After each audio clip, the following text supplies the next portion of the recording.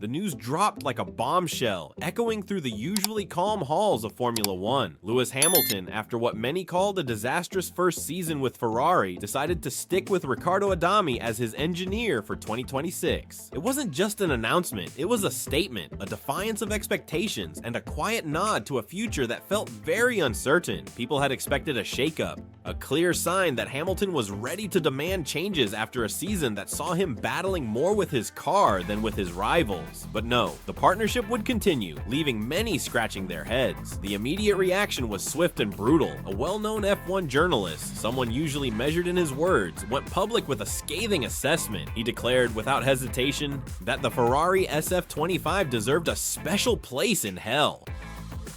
His words were a direct hit, not just at the car's performance, but at the very heart of Ferrari's engineering pride. It was a public shaming, a declaration that this machine was fundamentally flawed, a failure on wheels. The journalist didn't hold back, painting a picture of a car so bad it was almost comical, if it weren't for the legendary driver struggling to tame it. And through all this, Riccardo Adami, the man at the center of the engineering storm, stayed completely silent. No press conferences, no defensive statements, no heartfelt apologies to the Tifosi. His silence was deafening, an unexpected lack of defense for the team's technical output. It was unusual for an engineer, especially one working with a driver of Hamilton's caliber, not to step up and try to explain or even justify the car's shortcomings. This quiet acceptance of the public flogging only made things worse, fueling speculation and deepening the mystery of what was really happening behind the famous red gates. It felt like a strange kind of poetic justice. A dinner for two, a seemingly private affair between driver and engineer, had become a public humiliation for a machine, for an entire team. The SF-25 was being torn apart piece by piece, not in a technical debrief, but in the court of public opinion. Every poor performance, every missed opportunity, every struggle on track was now magnified by this decision to continue the partnership. It was as if Hamilton's choice was forcing everyone to look even closer at the car's failures, making them impossible to ignore. But Hamilton himself remained strangely calm. His acceptance of the situation, his quiet agreement to continue with Adami, hinted at something deeper. It wasn't resignation, it felt more like a calculated move. A silent, unspoken strategy was at play, one that the public and perhaps even Ferrari hadn't yet fully grasped. There was a sense that Hamilton wasn't just enduring, he was observing, planning, waiting for the right moment to make his next move. His quiet resolve suggested a long game, a vision beyond the current season's struggles, a deeper understanding of the political chess match that Formula One often becomes.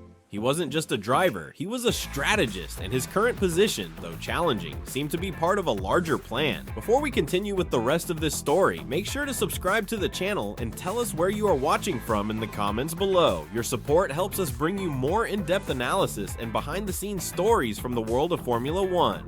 Hamilton's path to this point, joining Ferrari, had been paved with immense expectations. He wasn't just another driver, he was a legend, a multi-world champion, coming to the most iconic team in Formula One. The world watched, eager to see if he could bring the Scuderia back to glory. The narrative was perfect, the greatest driver of his generation in the most storied car. But the reality of an F1 season, especially with Ferrari, is a grinding machine of pressure. Life in the Ferrari garage was a constant whirlwind. Early mornings, late nights, endless meetings, and the relentless pursuit of milliseconds. Every component, every strategy call, every tire choice was scrutinized under a microscope. The media, a ravenous beast, hung on every word, every gesture.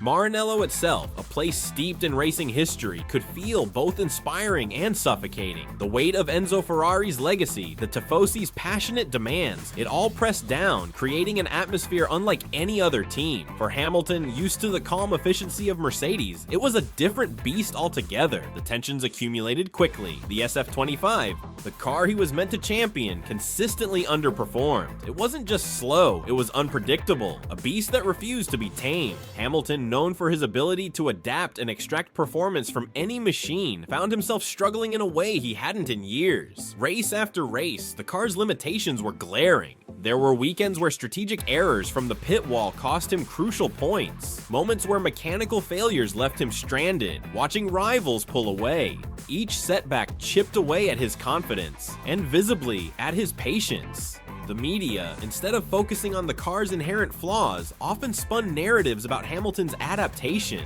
Was he too old? Had he lost his touch? Was he simply not gelling with the Ferrari way? These subtle criticisms, rarely directed at the car itself or the team's technical department, started to erode the relationship. It felt like a deflection, a way to shift blame from the machine to the man driving it. Charles Leclerc, his teammate, seemed to escape this level of scrutiny. Often praised for his raw speed, even when the car was clearly not up to par. This created a quiet resentment, a sense of unfairness that simmered beneath the surface. Small actions, almost imperceptible to outsiders, began to widen the cracks. The positive dinner with Adami, initially presented as a show of unity, felt more like a forced public relations exercise. It was a clear signal that tensions existed, that a resolution was needed. Instead of genuinely mending fences, it highlighted the fracture. It was an admission that things weren't right, that the driver and his engineer, the two most critical figures for on-track performance, needed a mediated conversation. This public display, meant to reassure, instead confirmed the underlying issues. The relationship wasn't just strained, it was compromised, a fragile alliance held together by PR statements rather than genuine trust. Hamilton understood then that his struggles weren't just about car performance, but about a deeper, systemic issue within the team. Hamilton made a decisive internal shift. He saw clearly that Ferrari wasn't choosing him for immediate success, not really. They were buying time, managing narratives, hoping his star power would overshadow the team's underlying problems. His decision to continue with Adami, to extend his stay despite the frustrating season, wasn't about reconciliation in the way most people imagined. It was a cold, strategic move. He needed internal stability, a familiar face in a chaotic environment while he prepared for a larger, much tougher battle. He wasn't giving up, he was digging in. The SF-25, that stubborn car, wasn't just a poor design anymore. It became a historical symbol of Ferrari's internal struggles, a monument to flawed decision-making. The raw, public criticism of the car by a prominent journalist declaring it deserved a special place in hell wasn't just a harsh review. It was an unvarnished exposure of Ferrari's structural issues, the kind of problems that run deeper than aerodynamics or engine power. Hamilton's quiet resolve through all of this positioned him not as a victim, but as a long-game player. He didn't lash out, he didn't complain publicly, he simply absorbed the hits, understanding that the team's narrative control was failing. The car's performance, or lack thereof, spoke for itself louder than any PR statement ever could. He emerged as a figure who understood the political landscape of Formula One better than most. He knew the game wasn't always about the fastest lap or the pole position. Sometimes it was about positioning, about patience, about choosing your battles. He accepted the short-term struggles, the difficult season, the missed victories. He knew that true victory might lie beyond the immediate results, in reshaping the team's future from within, or perhaps in solidifying his own legacy as someone who endured and adapted even when the odds were stacked against him. He wasn't just a driver, he was a force of nature,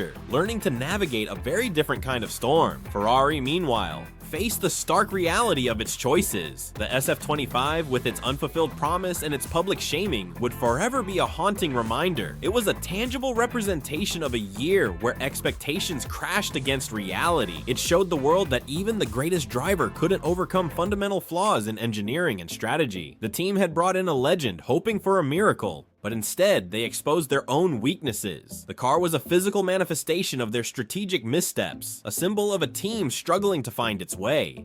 The quiet, almost defiant way Hamilton chose to continue with Adami, despite everything, was a sign. It was a sign that he was playing a different game, a longer game, one where the immediate score didn't dictate the final outcome.